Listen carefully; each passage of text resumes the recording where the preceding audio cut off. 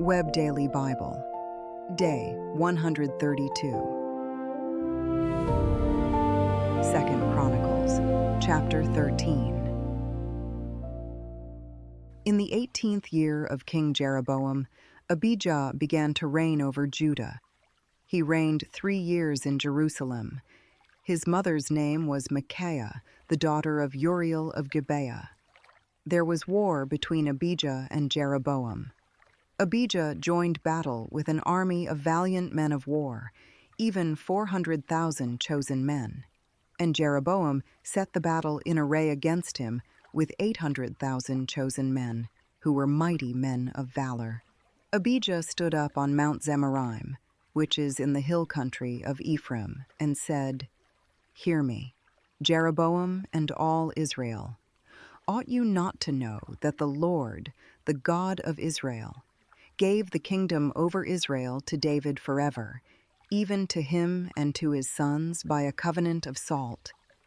Yet Jeroboam the son of Nebat, the servant of Solomon, the son of David, rose up and rebelled against his Lord.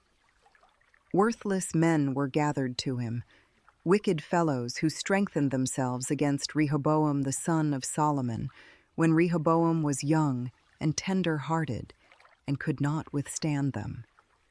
Now you intend to withstand the kingdom of the Lord in the hand of the sons of David.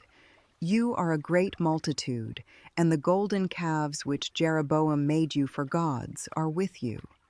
Haven't you driven out the priests of the Lord, the sons of Aaron, and the Levites, and made priests for yourselves according to the ways of the peoples of other lands?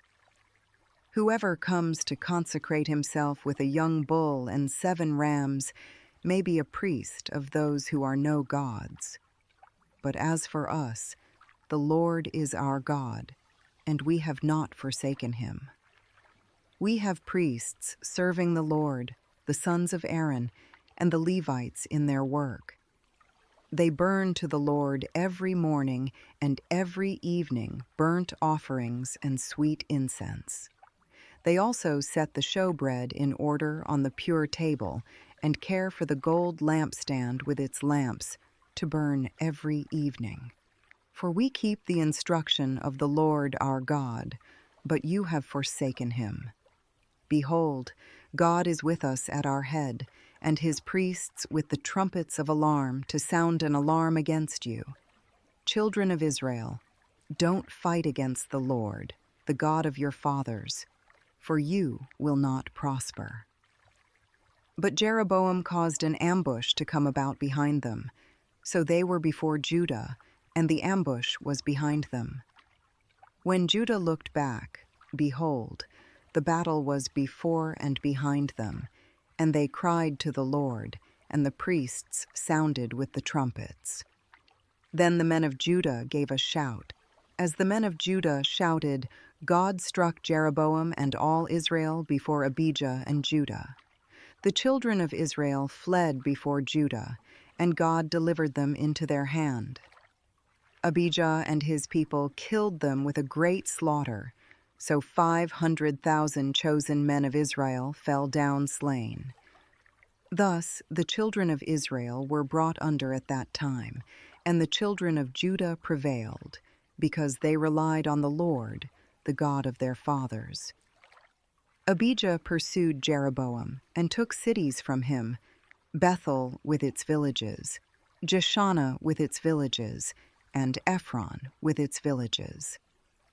Jeroboam didn't recover strength again in the days of Abijah. The Lord struck him, and he died.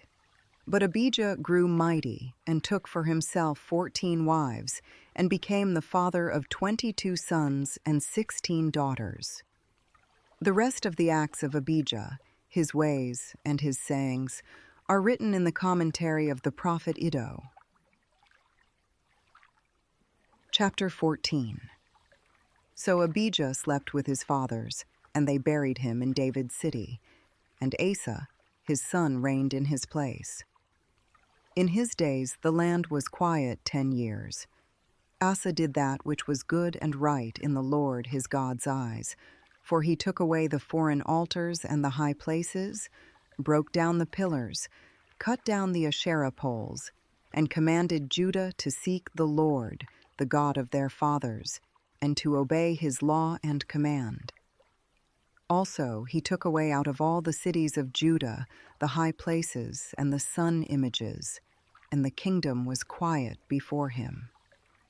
He built fortified cities in Judah, for the land was quiet, and he had no war in those years, because the Lord had given him rest. For he said to Judah, "Let's build these cities and make walls around them, with towers, gates, and bars. The land is yet before us, because we have sought the Lord our God. We have sought him, and he has given us rest on every side." So they built and prospered. Asa had an army of 300,000 out of Judah who bore bucklers and spears, and 280,000 out of Benjamin who bore shields and drew bows.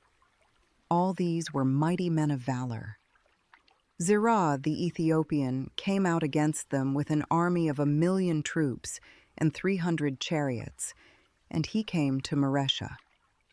Then Asa went out to meet him, and they set the battle in array in the valley of Zephathah at Mareshah. Asa cried to the Lord his God and said, "Lord, there is no one besides you to help, between the mighty and him who has no strength. Help us, Lord our God, for we rely on you, and in your name are we come against this multitude. Lord, you are our God. Don't let man prevail against you." So the Lord struck the Ethiopians before Asa and before Judah, and the Ethiopians fled. Asa and the people who were with him pursued them to Gerar. So many of the Ethiopians fell that they could not recover themselves, for they were destroyed before the Lord and before his army. Judah's army carried away very much booty. They struck all the cities around Gerar, for the fear of the Lord came on them. They plundered all the cities, for there was much plunder in them. They also struck the tents of those who had livestock, and carried away sheep and camels in abundance, then returned to Jerusalem. Chapter 15. The Spirit of God came on Azariah the son of Oded. He went out to meet Asa and said to him, "Hear me, Asa, and all Judah and Benjamin. The Lord is with you while you are with him, and if you seek him, he will be found by you. But if you forsake him, he will forsake you." Now for a long time Israel was without the true God, without a teaching priest, and without law. But when in their distress they turned to the Lord, the God of Israel, and sought him, he was found by them. In those times there was no peace to him who went out, nor to him who came in, but great troubles were on all the inhabitants of the lands. They were broken in pieces, nation against nation, and city against city, for God troubled them with all adversity. But you be strong. Don't let your hands be slack, for your work will be rewarded. When Asa heard these words and the prophecy of Oded the prophet, he took courage and put away the abominations out of all the land of Judah and Benjamin, and out of the cities which he had taken from the hill country of Ephraim, and he renewed the Lord's altar that was before the Lord's porch. He gathered all Judah and Benjamin, and those who lived with them out of Ephraim, Manasseh, and Simeon. For they came to him out of Israel in abundance, when they saw that the Lord his God was with him. So they gathered themselves together at Jerusalem in the 3rd month, in the 15th year of Asa's reign. They sacrificed to the Lord in that day, of the plunder which they had brought, 700 head of cattle and 7,000 sheep. They entered into the covenant to seek the Lord, the God of their fathers, with all their heart and with all their soul, and that whoever would not seek the Lord, the God of Israel, should be put to death, whether small or great, whether man or woman. They swore to the Lord with a loud voice, with shouting, with trumpets, and with cornets. All Judah rejoiced at the oath, for they had sworn with all their heart and sought him with their whole desire, and he was found by them. Then the Lord gave them rest all around. Also Maacah, the mother of Asa, the king, he removed from being queen mother, because she had made an abominable image for an Asherah. So Asa cut down her image, ground it into dust, and burned it at the brook Kidron. But the high places were not taken away out of Israel. Nevertheless, the heart of Asa was perfect all his days. He brought the things that his father had dedicated and that he himself had dedicated, silver, gold, and vessels, into God's house. There was no more war to the 35th year of Asa's reign.